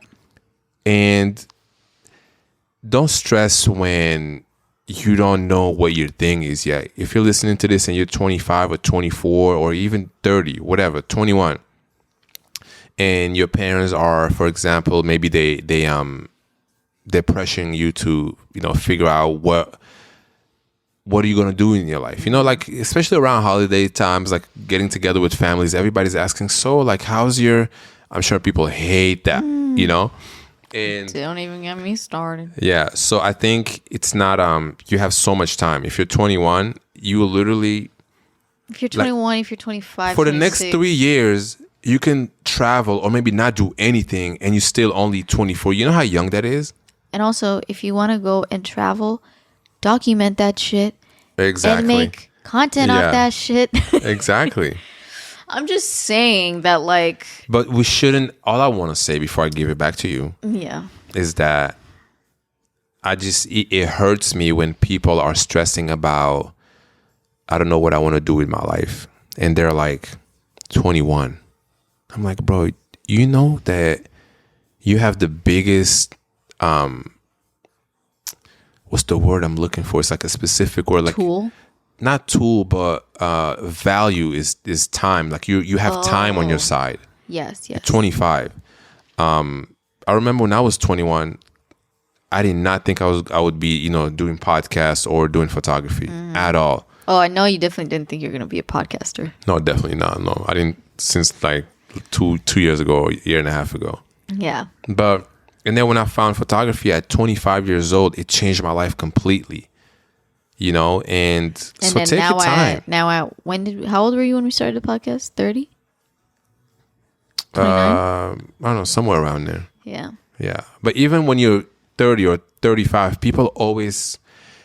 There is this actress, I don't know if you know her. Her name is Paula Patton. Yo, you love... I love her Paula story Patton. because she started acting when she was 28 years old. I don't know what she was doing before that. Yeah, it was pretty late in the industry standard, I guess. But look at her now. She's not the best actress. Okay, she's not like she's not like in any movies, really. But she had her moment there. No, she has some movies. No, like actively right now. Oh, okay. I don't know, but all I'm trying to say is that if you're 30 or 28 or 29 or younger than that, you have time on your side. Try things. You have to try a lot of shit. I tried photography. I didn't even think it was going to be a thing. If actually people told me that, Yoni, you should do this more often. Because I guess I had like the eye for it. Yeah. People were telling me you need to charge this much. And you know, I think the biggest thing that holds people back, honestly, is like other people's opinion of them trying something new that is like out of the ordinary. A lot of the people that I am like trying to push towards, like, you know, you love cooking, so you should like make cooking videos, or you love clothes and you have all these beautiful clothes, you should make content of these clothes that you're already spending money on, might as well. Or you have a great apartment that's and like creating content beautiful. is free. It's free. We're lucky that Instagram is not charging us to post shit. Are you kidding me? Imagine if it did. You better do that shit before Instagram start to... If you want to post a reel, I it's don't going think to it be... ever would. Yeah, you just wait. No, because they make so much money through ads already anyway. They have subscriptions now. Yeah, I don't know. I really think Instagram should be free forever. But anyways, I'm just saying... What was my point? Convincing your friends to make content if they love cooking, if they love clothes. You can make reels out of things that you really forgot your point. Oh, I forgot my point. I literally just said what you were saying. Yeah, but I had like something was gonna come right after. Oh shit, my fault. Damn, it's gonna come back. Really slipped away. Yeah. Damn, I'm sorry. Fuck. So I mean, we can keep talking. I mean, it's gonna come back. Yeah. What were you saying before that? I was talking about before what? Before what you were saying? Before I started talking, yeah. I don't remember. Fuck. I don't remember. But yeah, so long story short. I was saying some good ass shit. Yeah, I mean, you said a lot of valuable things that people will take away. I okay. feel like that was gonna be the cherry on top. Yeah. Anyways. Yeah. I don't know. I feel like I can keep talking about this. Yeah. You know, I really was like ready to end it on that note. I'm sorry. Damn, you're going to get on me for the rest of the week. I'm trying to tell my friends. This is exactly what you said. I'm trying to tell my friends, if you love clothes, anybody can. Got it. See? I got it. See how it works? You better, come on, hurry up before you forget. Okay, yeah. So basically my point that I wanted to say, and just watch, not even that, like, ooh. But my point was that every time I tell any of my friends to like create content of any sort, everyone constantly says, like, their reply is, but I'm scared to like post that kind of content because I don't want they're regular people on Instagram. So like the people that follow them are people that actually know them in real life. Like probably many of you. It's not like they're already an active influencer with like over 10K followers or something like that. They have, you know, like 700, 1, 2, 3, 4K, which is fine. But like most of the people that follow them are people that actually know them in real life. Okay. So because of that, they're like, I don't want to start like making content and then people in my life see me trying to create content and them thinking like, oh, damn, look at her trying to be an influencer, and like basically judging them for trying this out.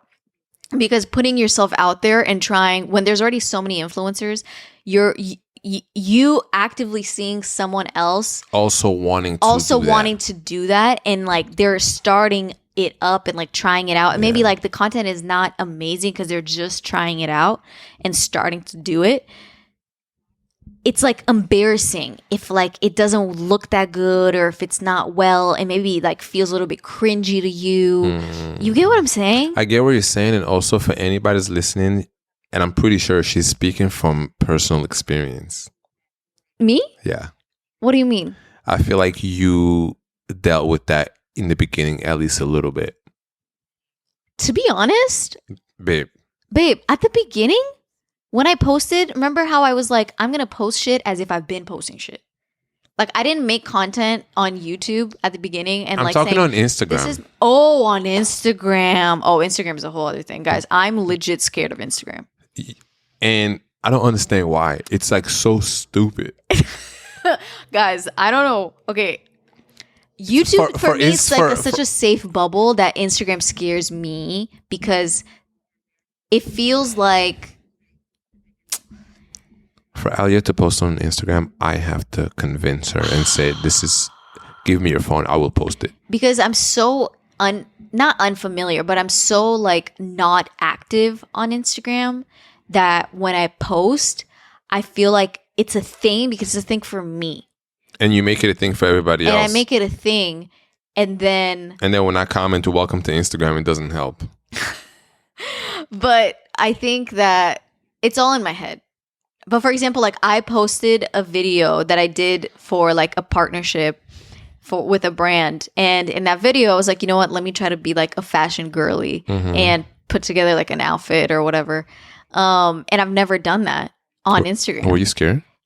It took me like fucking 5 hours to film that shit for a 45-second reel. To make it perfect? Because also I'm not familiar with reels. So like starting out, I don't really know the angles. I don't really know, whatever. But also I was cringing at myself so much for like posing and like putting an outfit together and like putting on an item and then like not looking stupid as fuck.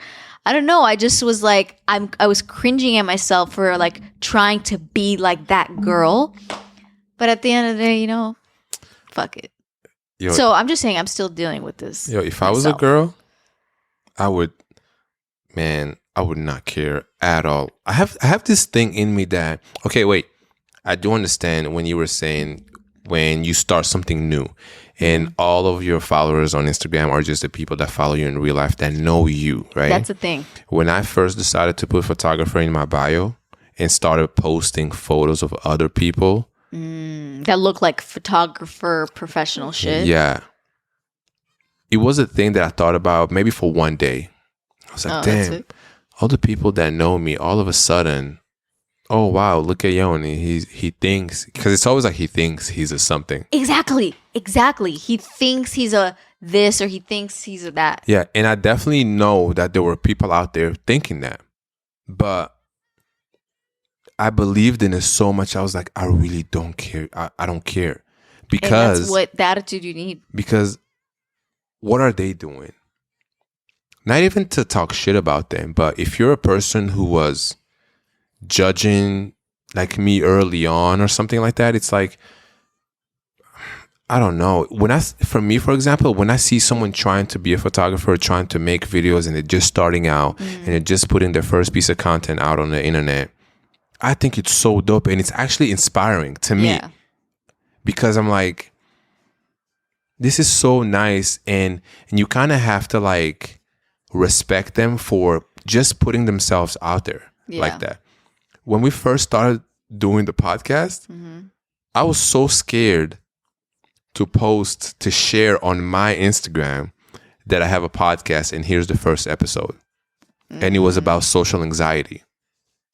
Oh, yeah. And I just remember thinking like, damn, all the people that, for example, I haven't maybe talked to in a long time, or maybe the friends that I went to school with, or I here in Seattle. People from Belgium, people from there. I just remember it was going to be like, oh. Yoni's trying to do that. Yeah, but at the same time, I was so excited to do it that my point is basically you have to put yourself out there and people may laugh at you in the beginning. Yeah. People might think of, people might judge you and be like, oh, look at them trying to do this. They might have something to talk about over lunch with their friends. Yo, did you see Yoni Star? You giving people shit to talk about. Did you see like she's trying to do this? Yeah, it's fine. That's just what people do and you have to understand that will happen. And low key, all those people are actually like inside of them, internally, they're like, Damn, I wish I had the guts to do that shit. No, exactly. So many of those people that are probably, if you're trying to be an influencer or like create content, and there's people that are thinking to themselves like, damn, look at her. She's trying to like create content and like become an influencer. They low-key wish that they were like brave enough to do that shit. I'm telling you. No, exactly. Even now, the shit being on YouTube, I had the thing in me that I was like, man, it feels uncomfortable because the podcast was already something that I got over with, right? I was like, I got comfortable with it. Okay, fine, I'm here. And it became like a safe space. Yeah. You felt comfortable. Exactly. There. I can talk here. I feel like the people that are listening, they appreciate the stuff that we say. I was like, wow, this is great talking to them on Instagram or whatever it is, right? Yeah. So I knew this was it became a safe space after being very comfortable in the beginning. That's exactly how I felt with YouTube. Okay. Now, this shit being on YouTube, you know, I go right back to the beginning, how I felt like, wow, now it's on YouTube and it's even more uncomfortable. Yeah. But you know, even now I'm still getting used to it, but I just know that when you believe in something, you really have to put yourself out there, because if you don't put yourself out there, you're never really going to achieve anything. Yeah. And it's also, if you play safe all the time, nothing will happen. You need a little bit of that oh shit in your life. Yeah. Like, I'm really doing this and people see it and people can judge me. I don't care who judges me. I really don't. But it's usually those people who will succeed later on. You can't be scared of trying things. We don't know if this shit is going to work on YouTube or not. No, we don't know. We have no idea. And that's constantly like the thing. That's why Ali's not even looking at the analytics, because she's like, oh wow, how many, like, I'm like, wait, maybe the podcast is not as good as I thought. I hate that. You know, you really have to. Okay, last thing. I'm just going to leave it here, okay? Okay, actually, don't forget. Go ahead. No. I was just going to say that a big kind of feeling that a big reason why I don't look at the analytics, or that why I get very in my head about like maybe like people don't actually like the podcast as much as I think that they do, or maybe one day people just won't listen to it anymore, or just really get in my head about like the longevity of the YouTube, of the podcast, and even my YouTube as well. Or sometimes you think that the internet is just going to die one day. That is in big part to my immigrant parents, who are very much like, wow, you're choosing to, do this when we came here for you to do all these other things. And I just think it's really funny how, like, the other day we were talking about that because of the holidays, all these things are very fresh in my mind. You can tell. Because we were just recently talking about how my not to put my dad on blast or anything, but my dad, anytime we talk about like the podcast, he doesn't really have a lot to say, because I know for a fact he doesn't necessarily approve of us making a podcast, because he thinks it's silly. He also thinks like, oh, like what you're talking about is not that interesting. He also thinks that like he wishes that I was talking about something that was much more like life, world changing, politics, environmental, just some type of philosophical something. And that's his opinion and his right or whatever. But at the same time is like, with podcasting, if you're really successful, there's podcasters that make insane amounts of money. Yeah. And podcasting is still like starting. It's not super saturated compared to all these other things. It's still new. So, and also doing podcasting and YouTube and being able to sustain my life and my lifestyle and being able to like save money, I'm in a great position. However, if let's say I was in the exact same financial position, but the money wasn't coming from being a lifestyle YouTuber, vlogger, and a society and culture podcast, and that same amount of money was coming from a 9-to-5 working as a software engineer or a fucking doctor or a lawyer or a politics something, then it would be acceptable. Because it's coming from something that is quote unquote, I don't know what you call it, like ideal or safer. Also safer, I guess, in the sense that like what we do depends on like people liking it and people consuming it compared to like having a 9-to-5 job. It's different, obviously. depending on the job, because there's so many variations. To me, I just think it's funny that like where it's not about necessarily like where the money and income comes from, because my entire life it was always like, oh, do like all these jobs because you can make a really good amount of money from the jobs. It's not never even a matter of like, oh, would you like to be a software engineer or would you like to be a lawyer? No. It's just the fact that they make $1,000 an hour. That's what it's about. But now that I'm making and sustaining my lifestyle very well and I'm able to save money, and it's only going up from here, it's not as acceptable because the money is not coming from something that's like exemplary or something that you want to like share with people. It's not I don't know what the word is. It's not like desirable or something. Yeah, I just disagree with I disagree with all too. of that. But that's what's in the back of my head when I doubt things, and when it's because like those things are like kind of ingrained in me from my parents of like, security, money, 401k, health insurance, all those things. And I'm like, the world is very different. You're about to retire, so that's all fresh on your mind. But like the world is very different in the way we are now. It's like the internet's not going anywhere.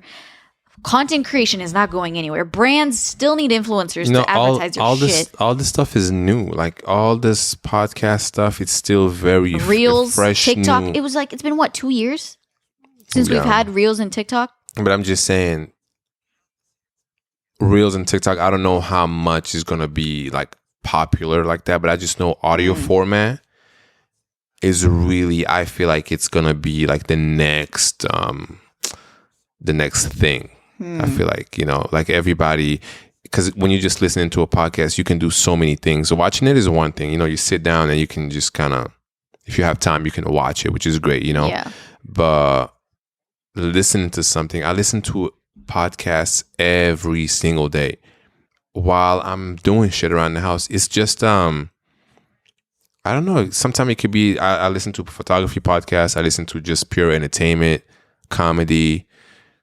I don't know. I just love podcasting, and I don't think, it's so funny actually. You're thinking about when like listening to podcasts like maybe 4 years ago wasn't a thing. It wasn't a thing for you, but it was definitely a thing out there, like in the world. It exists already. The way that it is right now. Oh yeah. Now like there's now so it's like many. Everyone's listening to podcasts. Yeah. It's like music. Exactly. I listen to more podcasts than music. Yeah. And everyone, again, if you have nothing to talk about, if you're sitting here listening and you don't know what the fuck you like to do in life, you can start a podcast, get a good mic. If you have some questions, honestly, you can look it up on YouTube. You can DM me on Instagram. I will help you. Aww. As much as I can, know? And start sharing things about your life, and you'll be so surprised when people just can relate to what you're saying. Yeah. It's the greatest thing when I say, I grew up in Israel or raised in Israel or Belgium and born in Africa. Yeah. It's people are always so like there's so many questions I get, like, how did you move from here to here? What did you do here? And do you speak this language? Do you speak that language? It's like, I don't know. I think it's cool, Yeah. So, should we get into a few of people's thoughts and questions and things? Damn. Or do you think we should go to bed? I don't know if we have time, honestly. We can do that Really? like another time or do like a part 2. Honestly, it's like 2 hours. 2 hours long. Is that too long? Yeah, it's pretty long. Really? You don't think I could go through a few? I mean, we can. Yeah, we can do a few. But I just really think we. Okay. If people are over it and don't want to listen anymore, talk to you guys later. Okay. Talk to you guys later. So there's actually a couple, not a lot, that I want to cover because some people said some real good shit and I want to share it. So this person, it's a little bit long, but I'm going to read it in a very nice voice. So ready? Okay. Okay. So someone said, the confines of a 9-to-5 job can drain you and you can forget who you are. I recently learned this and it has changed my life. It's not about what you do, rather than how you do what you do that provides value and impact to the world. So for those who are self-employed, I have never been, but I'd assume there's a love for what they do. but even deeper, they love to do what they love. It's easy to love something. Loving something doesn't mean you love doing it. Circumstances surrounding what you do can also alter what that love for doing it is like. And then they go on and on and on and on. And just that first part, I think, is really interesting that they mentioned it, because they said even though they've never done this themselves, being self-employed, they assume that the people that do it not only love what they do, but they actually love doing what they do. Yeah. Otherwise, you wouldn't be self-employed. Like, it makes all the sense in the world. Yeah. It's like it's exactly what you were speaking to earlier, that we love doing the podcast and growing the podcast and everything that it stands for and the way that it makes people feel in the community and so on and so forth. But also, we actually love working on it, and it's exciting to work on it. Not all the time, but that's the big difference compared to a 9-to-5. How this person said it drains you. Yeah, it really does. It drains you. And then also at the end of the day, when you leave, nothing is for you. There's no thing that is yours. It's like renting a house versus buying a house. Sort of, yeah. When you rent, it's good to, pay your rent, you have a place to stay. But then once you decide to move on, there's nothing like really left for you. But when you work for yourself, you actually build something that it's nobody else's but you and whoever else you're working with. And seeing how people respond to like something that you've created, and that people like it, and that people share like the value that it brings to their life, it's so gratifying. It doesn't compare to any kind of work that like, oh, I did such a good job at work. In my personal experience, it doesn't match that gratification. Because sometimes I'm like, yo, I'm just a robot in this machine, but I'm a little piece of it compared to a little piece of it in this whole other thing that I don't even take merit for it. The company I work for takes merit for the job. Explain merit to people who don't know. Or merit, like, for example, I work in a creative agency, which means like I deal with, advertising / campaigns and brands. And it is sort of tangled with like being an influencer. But a lot of the work that I do is like, it's not me. And maybe it's a little narcissistic, but it's not me at the center of it, in the sense of like, nobody knows I did that work. Yeah. It's under the umbrella of the company. Yeah. It's like, oh, X company created this campaign, or X company made this thing, even though maybe I am actually the only person that worked on it. Yeah. Because it was my account or something like that. But to people listening, if you want to work in a creative agency like Alia, I think maybe we can do another episode where she can give you like some tips or like what you should do or look for, because I feel like it is a great job to have. Oh, it is a great job to have. The perspective here in this episode is that when you have something else that is successful and that's like bubbling, and that you've created. Yes. Personally, I would 100% do what's working right now. As in, being self-employed versus, especially if it's successful, especially it's like, yo, what are you even doing at the other job? Yeah. But if it's not, and you kind of like dabbling between the two, obviously keep your day job and keep just working on, your side hustle until it grows. But the whole point is that as soon as it's good enough to make you enough money, you don't want to work. I don't know a lot of people who are like just okay to have a boss for the rest of their lives. Maybe some people are okay with that. And that's fine, obviously. Like, this whole self-employed thing is not for everybody. And that's actually a great point to transition into something someone else said, which was people who have 9-to-5 jobs are so often dismissed as uncool or non-ambitious nowadays. Yeah. Many seem to forget that these 9-to-5 jobs are actually someone's dream to work at or / work for. They dreamed, prayed, and worked hard to work and be where they are now at this 9-to-5 job. Yeah. So that's also a very, very valid point, because there are so many different kinds of 9-to-5 jobs. 9-to-job jobs. that people have worked, so many years for to be in that industry, and now they're so. And I'm not shitting at all. Like, who knows? Maybe 5 years from now, I took a full ride with, podcasting and YouTube and whatever. And at one point, I'm like, you know what? I don't want to do YouTube anymore, and I want to get back into some other type of shit.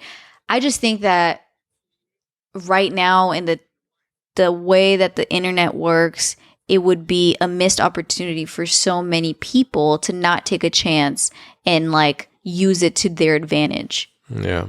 Even it's not necessarily either doing that or working your 9-to-5 job. Maybe it's just like a side hustle.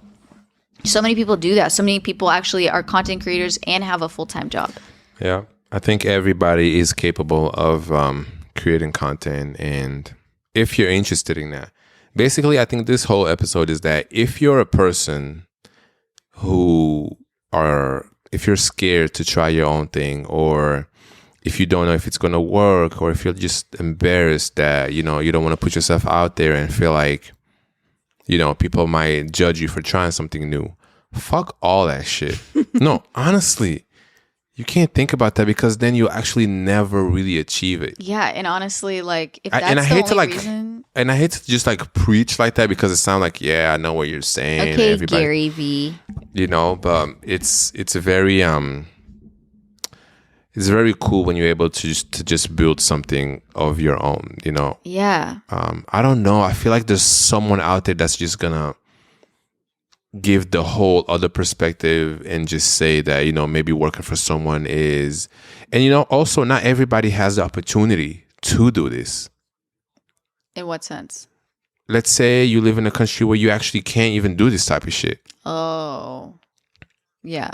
But I'm just saying, if you can, you should give it a try. Yeah. Yeah. Because, I mean, of course, everyone's situation is different, and there is, like, it is a little bit the social media influencing content creative space. It's depending on what kind of content you want to create. If you want to do like lifestyle, type content, a lot of it also depends on what apartment do you live in. Do you have a nice apartment or not so nice? Because if your apartment is not nice, okay, yeah, but now we're getting to it's you can still create content, because saying that will make them feel like, damn, now I gotta move out and have like a nice ass apartment too. I guess I don't mean that. I just mean like what's popular right now is like, if you have a nice ass apartment, you don't even have to do shit. Just take videos of your nice apartment. There you go. Yeah, but if you don't, you can still create. You can. Yeah, and there's so many types of content that you can create, that you can be like, if you like to knit, like I'm very into knitting. I just created, I kind of want to show them my new knitting scarf. Okay, it's right there. No, I'm not going to get up. There's so many different things you can share with the world. Yeah. So anyways, we are at the end of the pod. That's it. That's what I wanted to share, because this is about to be hella long. Yeah, I don't know.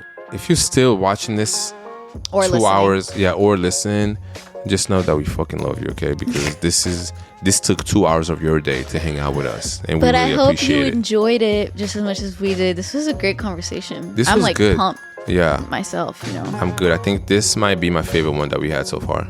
Ever? No, like the season, for sure. Oh, I mean, yeah. We've only had it's like the episodes. first one that, okay, so you guys, this is an episode that's not off topic. So this is what it kind of looks like. But we really have to get into it to make it like, Yeah. Like right now, I'm going to sleep really good because I'm tired. Yeah. After talking so much. But, great pod episode. What can I say? How'd you feel about it? I feel good. Yeah. I feel like I got like re-inspired as I was talking. Me too. Especially because I'm on a little like not social media break, but a little like content creation break myself. Yeah. Because that's also very important to do. So I'm taking a week off where I'm not filming anything. I'm not editing anything. I'm not thinking about editing or filming anything. Yeah. And I'll do all that in the new year and have a fresh start with everything. Yeah. Get back in the gym and. Oh yeah, I gotta get fucked. What? Gotta get back in the gym. Yeah, same.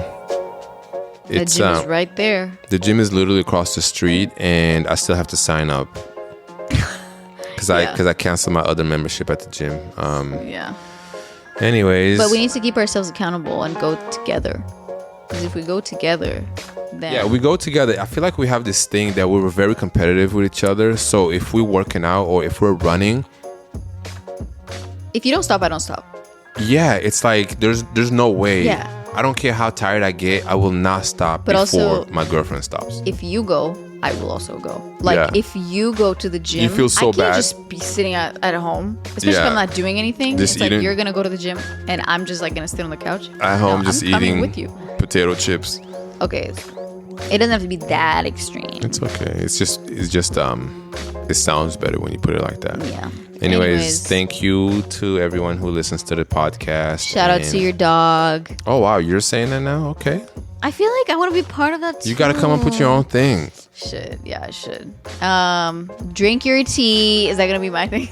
I don't know. It's not that good. Yeah, and we just hope that this podcast kind of maybe at least a little bit inspired you or at least just made you think about things. Yeah, you know? Just going to the new year. Happy New Year again, 2023. Let's get this shit.